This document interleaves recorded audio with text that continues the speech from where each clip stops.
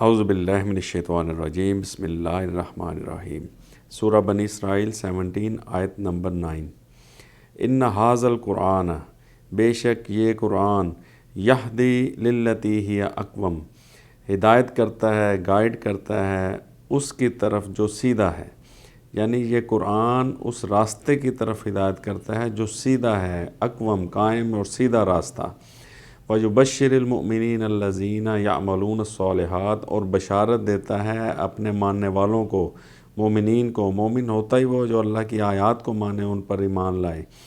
اور الَّذِينَ يَعْمَلُونَ الصَّالِحَاتِ، اور وہ جو عمل کرتے ہیں صحیح، اللہ کی کتاب پر ایمان اور اس کے مطابق عمل۔